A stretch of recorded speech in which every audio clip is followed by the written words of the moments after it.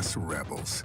As Mississippi's flagship university, we dig deeper, see farther, work harder. We pioneered human organ transplants. We helped prove Einstein's theory of gravitational waves. We are conducting life-changing research that solves the problems of today. We are Ole Miss, transforming lives and the world. Hey, welcome to the POMcast with Stephen Willis. We're going to start in a few minutes, but I want to tell you to hit up our social sites, retweet, share, comment, like, do all of that stuff. It can only help us out and it'll make the show even better. But we're getting ready to give you a lot of good Ole Miss information, and I just thought I would tell you that because the POMcast is starting. Well, it's starting right now. Wait, no, that's a little early. It is starting right about now. All right, good morning. Happy Monday morning. It is game week. I am excited. It's just ecstatic. We're finally here. Even though the game's on Monday, I'm going to count this Monday as the thing because we're getting ready to go into week one. We have a lot of football starting Wednesday night all the way through Monday night. So a regular smorgasbord of football information. Before we get started, though, I want to tell you about Travel and Cruise World. Travel and Cruise World. The number to get in touch with them is 1-800-330-7461. Again, that is 1-800-330-7461. Basically, what I was shooting for was that you'd have a local here with all these rules going back and forth. You don't want your vacation to be ruined. We're 18 months into this. You need your vacation, and you need it to go well. So you can give them a call. They can be basically a planning resource for you on the ground, and they'll know what the mask rules are. They'll know what everything's going on. So give them a call at 1-800-330-7461. That's travelandcruiseworld.com, and you can see Central Florida like a local. Before we get started, also, if you want to watch the podcast, you can catch us on Twitter at @TheStephenWillis and at Ole Positively. You can catch us on Facebook at facebook.com/POMcast. Of course, we're on YouTube at Positively Ole Miss. Subscribe and hit the bell, and you'll not only know that we're streaming, you'll know what we're streaming about. And of course, all lowercase, you can catch us on Twitch at Positively Ole Miss, all one word. So, kind of a weird bleed through happening there. So that was a weird thing. So basically what I want to do today is to talk about what does a successful season look like for Ole Miss. Take away the wins and losses. What does a successful season look like? And I think that can, we can break that down as it's going on and what we need to do, what everything's going on. You can see the progress that can be made in the future with this team outside of wins and losses. Wins and losses is how everything's going to be judged. But what does a successful season look like for this team without wins and losses? Take those out of the equation. Also, we will talk a little bit about week 0. Big problem at Nebraska. Nebraska's got issues. And it's kind of interesting to see what that looks like moving forward and what they're going to do. So, let's see.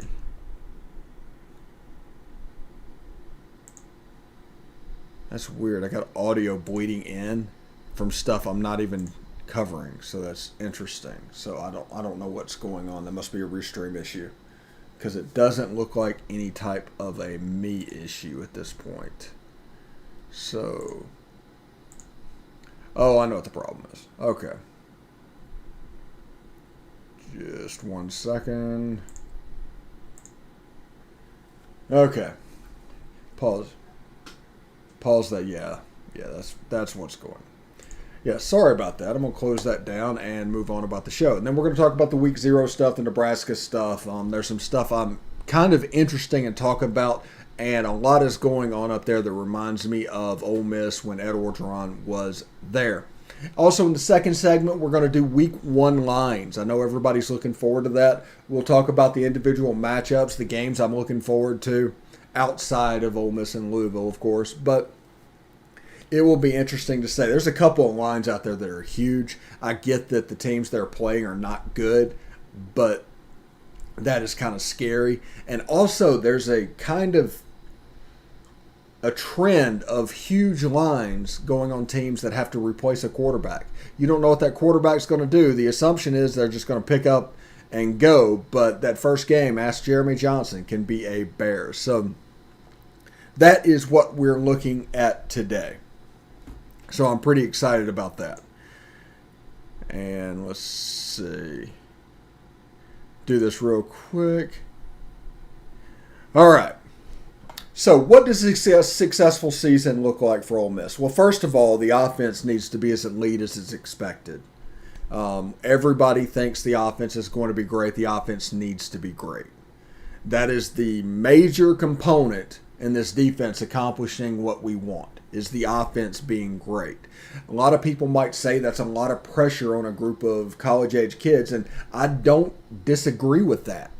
I think that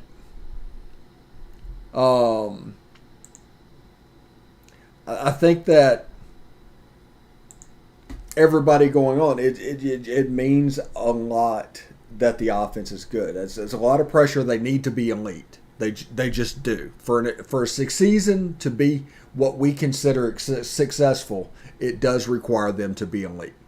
The defense is going to require them to probably raise up in the 50 to 80 range defensively.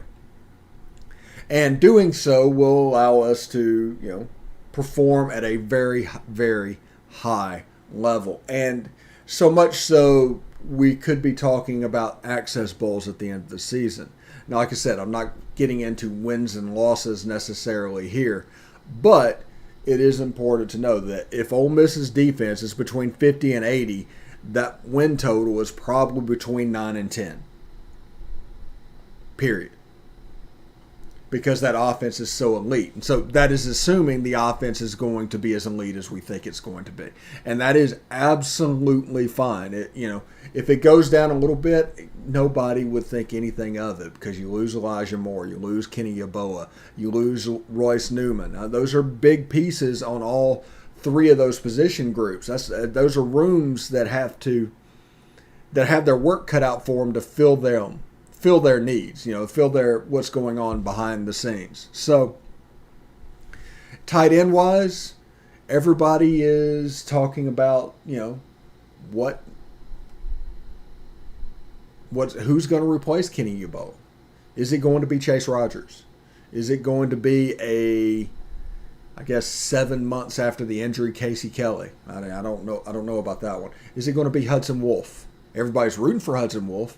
He's got the NFL body and all the skills to be an elite tight end, but this is what I like to call his flash year. This is going to be about him making plays every now and then. It's not about consistency. It's about a flash year, and I expect to see Hudson Wolf become a guy. Although in this offense, it could work rather well. Chase Rogers played really well in the bowl game. He actually, the more I watched the game, the more he stood out to me.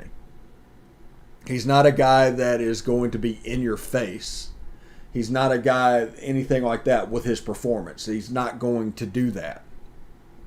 But in that bowl game, the more I watched it, the more he stood out. And that really doesn't need to be taken away. That doesn't need to do anything. So maybe the tight end position is going to be fine.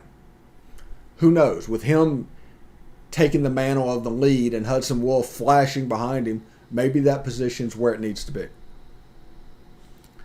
Wide receiver, J.J. Henry. Love J.J. Henry. Braylon Brown, there's rumors going on about him, but, we're not going to get into rumors and all that because we don't play that reporting game, because, honestly, we just don't want to be wrong, because everybody else is wrong 80% of the time. We don't want to be in that club. So we'll wait to see what happens. I think the depth chart should be released today, and we'll see what's going on with that, and we're going to think about how we can use that and maybe put that up on the left. But I'm interested to see where Tysheem Johnson falls, where J.J. Henry falls, where Chance Campbell falls, where Tywan Malone falls. Those guys that we're looking at breakout years, where are they on the first depth chart of the season? Now, it's not the same place they're going to be, say, Texas A&M, LSU. It's not where they're going to be then. And it's just one of those things where you can't do that. Hey, thank you very much for watching. Hi, Can You Survive podcast. But that's what a successful season looks like. Probably the offense looks elite. The special teams is solid. The special teams need to be solid. We saw from the Nebraska game this weekend what can happen if your special teams are not solid. And the defense makes a jump somewhere between 50 and 80. That's the range to what we consider a successful season. If the defense doesn't make that jump, if they're 81 to 110, probably an average get me by season. It's going to look a lot like last year. And if the defense is just a train wreck again, probably this is going to be it for DJ Durkin. So look forward. Have fun in these games. These games don't come around very often. We've seemingly waited forever for Ole Miss and Louisville, and we can absolutely provide a fun avenue for the game. Now, also, this week, before we move on to week 0 stuff, Marsha Green for patrons early will interview tonight. I imagine his interview will be up sometime tonight. Everybody else will get it on Sunday. Tomorrow at 2 o'clock, we're interviewing CJ Teague. That's going to be the Louisville game preview. The rest of the people that are not patrons will get it Monday morning. And, of course, Biscuits and SEC, they're going to be interviewed. We'll put them up tomorrow night. But the rest of everybody else is going to get it Saturday morning. I don't know what we're going to talk about Tennessee. That could be outdated, but we'll see what's going on. But that's kind of the schedule for this week. Rep calls will happen 30 minutes after the Ole Miss Louisville game, exclusively for patrons. That's how we're going to do that. Like I said, the POMcast, free. Beast of the East, free. Best of the West, free. SEC After Dark, free. That's a heck of a lineup by itself. But we do have pay options down the line. And for $3 a month, you really can't beat that. To join a community and build this up the way you want it. That patron is in there to prevent other fan bases from just joining in. So there is that. So join the patron. Get those benefits early. And enjoy them. Have it ready for your Saturday game day, your Monday game day. Those same schedules will be for the podcast as well. So Biscuits and SEC Saturday, Marsha Green Sunday, CJ Teague, Cameron Teague from Louisville on Monday morning. So that'll appear on the SoundCloud as well. Also, we will be doing a pregame show of sorts on the POMcast on Monday. So that'll be at 11 Eastern, 10 Central. Tune in for that, and we will have a lot of fun talking about the game from different angles, what's popping up. So looking forward to that. All right. So week 0 happened and is in the books. And Illinois and Bert, I know his name's Brett. I get that. But I'll call him Bert. I enjoyed watching the Illinois game. I didn't know how much I would enjoy watching the Illinois game. It was like watching an offense from 1997, out there. But Nebraska was just a mess. Just an absolute mess. They have problems at the quarterback position. Absolutely have problems at the quarterback position. Their special teams are a disaster. Just an abject disaster. Who gives up a safety on a punt return? Who does that really? And also, 2 missed extra points in one game. And then with 30 seconds left in the half, you're going to drop back to throw the ball to try and push the ball downfield to score a touchdown? to do whatever you're doing from 70 yards away. That ain't going to work. Not when Taylor Martinez is playing as badly as he's playing. Of course, he sack, fumble, scoop, and score. All of a sudden, Illinois has all the momentum. And they took that into the second half and just put the game away. Just absolutely put the game away. But you're looking at the Nebraska special teams cost them realistically 4 points in the game. The scoop and score cost them 6. That's 10 points off of miscues that were cost in that game. So it was a Nebraska win. Nebraska played well enough to win the game minus those mistakes.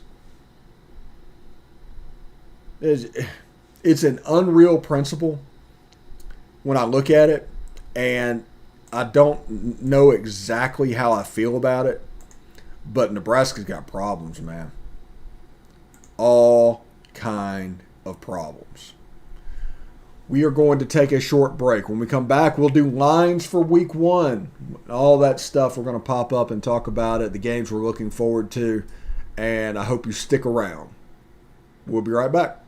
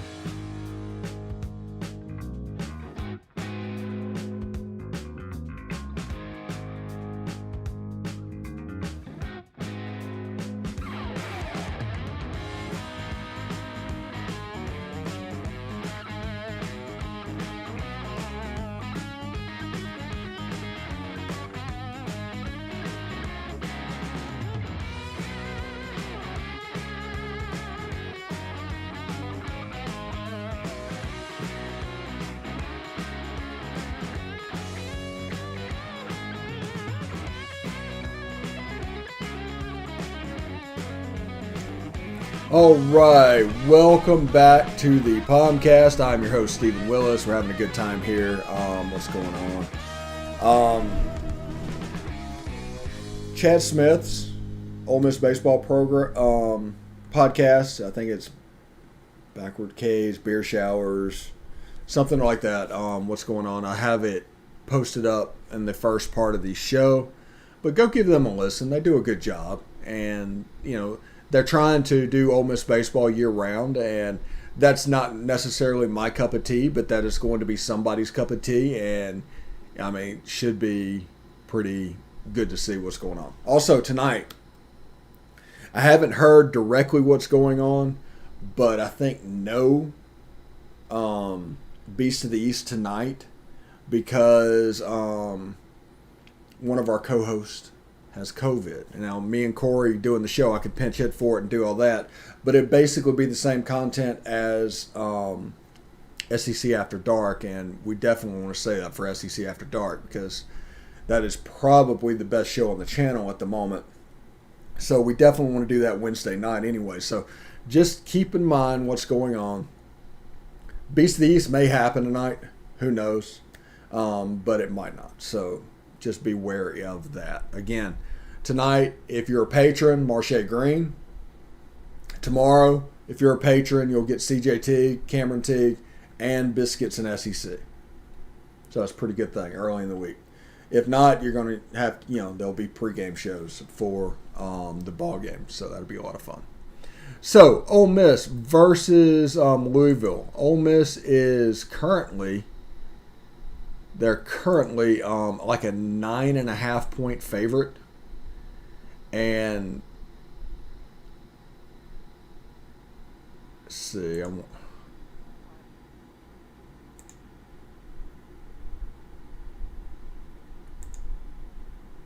All right, there we go. They're currently a 9.5 point favorite in the game per Vegas Insider. And actually, let's just bring this up for now. It's the bottom of the list. They're 9.5 point favorite. They opened at 7.5. And what that tells you is they're trending up. There's some lines out there where Ole Miss is favored by 11 points going into this game. So some places, some sports book, the line is jumping up. which is interesting to see. Some of them, it's going up just a little bit. So, like I said, I'm pretty interested about that, and this thing is playing in my ear from time to time, so I'm trying to get that situated. That's what I'm doing at the moment. All right. So, Bowling Green at Tennessee at Neyland Stadium. I think Tennessee is doing BOGOs and everything else to try and get that place as packed as possible. They're currently a 34-point favorite. Line opened at 28.5. That is a game I talked to Corey on SEC After Dark, and he explained to me about Bowling Green and what they're going through, because that 34-point line looks really intimidating until you understand what's going on behind the scenes with the 34-point line and why it's that high. So, I'm not really there yet, but I'm tempted to lay the points with Josh Heupel. You assume Joe Milton's going to win the quarterback job, but you know that offense is going to be high-powered. But I don't think Bowling Green's defense can do much about it. So as of right now, I'm kind of leaning towards Tennessee. Arkansas favored by 19.5 over Rice. This is an old Southwest Conference game. I think you got Old Southwest Conference here, and then next week is Old Southwest Conference when Texas comes to town. So that's pretty interesting as well. But Arkansas, a 19.5-point favorite. The line's actually dropped down by 2 points. I don't know what's going on with that. I think that's more of like the Arkansas has a new quarterback scenario. So we'll have to see what they look like. I know year 2 in this offense, things should look a lot better. Timing should go. So I think KJ Jefferson could have a good year at Arkansas in this season. Mississippi State minus 23.5 over Louisiana Tech. The line opened at 27.5, so it's dropped 4 points, which I think that line's going to drop some more. Because at this point, just off the top of my head, after seeing what I saw last year, I don't know that Mississippi State is 23.5 points better than anybody. Maybe UConn.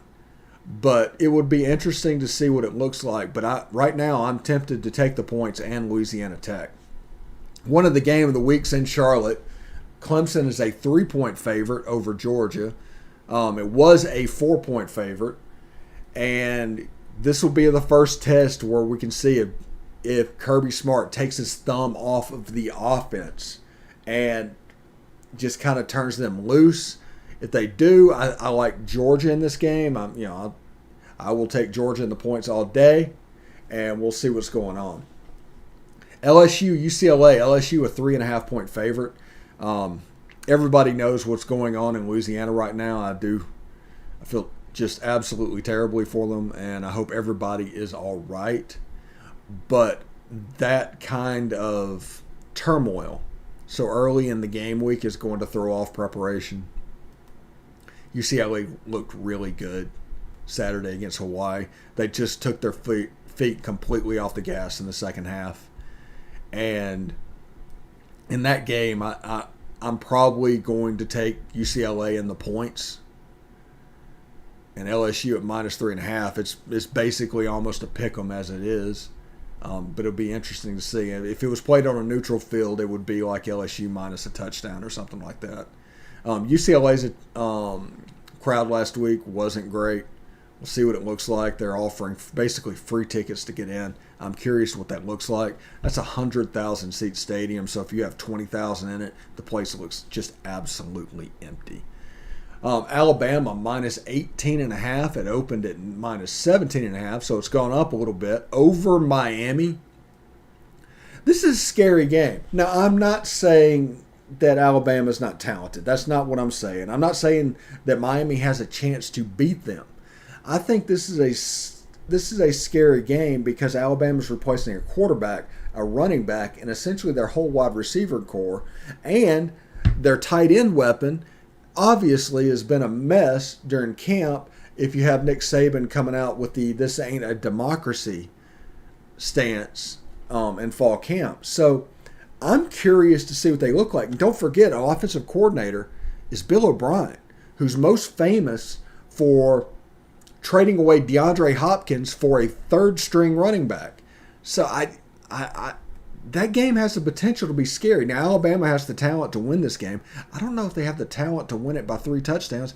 I don't know what that talent's going to look like. Again, Jeremy Johnson, that put all the trepidation in a new quarterback.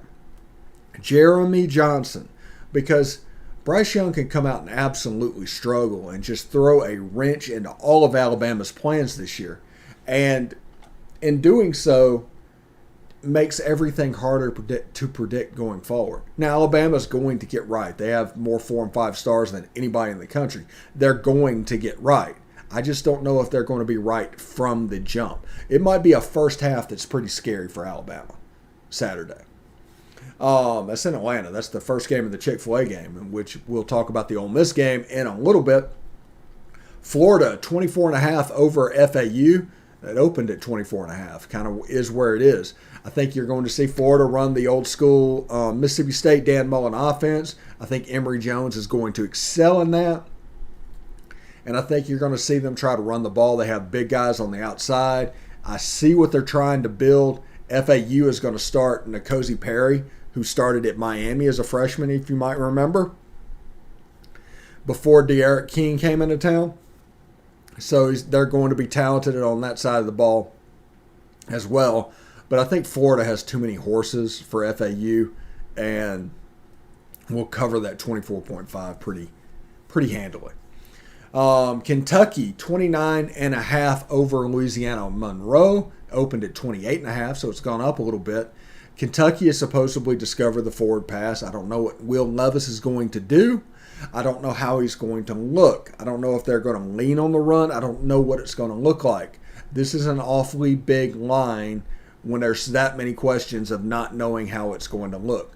Will Sean McVay's offense translate to the 20-hour rule college football? Will he be smart enough to pare that down? Because Bill Callahan, when he got to Nebraska way back in the day after Tom Osborne and Frank Solich and those guys, tried to put his whole playbook in. There wasn't enough time for it to all be there, and you ended up with a scattershoot of things that you don't really know that they do well. Will Liam Cohen fall into that trap? Their defense, offensive line, legit, SEC worthy. I'm just worried with them discovering the forward pass, how this is going to look. Now, it might look fine. It might go in there and they're doing a bunch of boots and they're keeping it simple and all this stuff. Perfect. Might be fine. But if it's not, that number is over 4 touchdowns. That's a little bit high. That's all I'm saying there. Against the Louisiana Monroe team, Terry Bowden and Rich Rodriguez, they're going to run the ball. They're going to shorten the game. So just beware and keep on alert for that. Monday night in Atlanta, Ole Miss by 9.5 points. They opened at 7.5 points. And some places, like I said, have them at 11 points as a favorite. I like this game. I like Ole Miss to cover. There's a lot of Ole Miss ties on the other side of the ball. B. Brown, Jack Bignell, Gunnar Brewer, all those guys are on the other side of the ball. And, after the Music City Bowl the other year, it's pretty good. But they don't have Fitzgerald. They don't have Tutu Atwell. They don't have a lot of the weapons they had on the outside last year in the pass game. Malik Cunningham had a trouble with interceptions. If you turn him over early in the season, you're going to have a confidence problem from Malik Cunningham. Running back, they're pretty solid. They're pretty good. So I expect Louisville to try and a lot of zone read, a lot of QB runs, a lot of running back runs, a lot of stuff happening with the running back in the backfield. They're going to substitute situationally on the outside at wide receiver just to basically make up for their down spots. So it's a game that's 9.5. It's probably going to go up a little bit more this week as people start paying attention to it. It could get up to 10, 11 points generally, and maybe as high as 13 in some places. But doing so, understand this. We have questions as well. I want to see Jerry and Ely. I want to see John Rice Plumlee playing in the slot. I want to see who's showing out at tight end. I want to see the replacement for Royce Newman. Is Orlando Amana the guy? I want to see stuff like that. I want to see the defense provide resistance. Now, this, like I told you, this is not a bend but don't break defense. This is not anything like that. This is going to be about explosive plays. So the team might, like 2nd and 4, 2nd and 4, 2nd and 4, and then all of a sudden, one of those 2nd and 4s turns into 3rd and 12, or an interception, or a fumble recovery. That's the way this team's built. That is the way this team's built. I do want to appreciate everybody for coming by. Man, we had a lot of fun today. Thank you very much for that. And do want to remind you to check out our Patreon. There's more stuff there. There's better stuff there at times. And sometimes they get it earlier than everybody else. This week, Reb Calls will be on there 30 minutes after the game. Exclusively for patrons. It will not show up on any of our normal stream areas. Interviews and things like that we're going to use those for the pregame shows for the weekend. So thank you very much for tuning in. Hope everybody tunes in tomorrow for another POMcast. Until then, hotty toddy. Beat Louisville.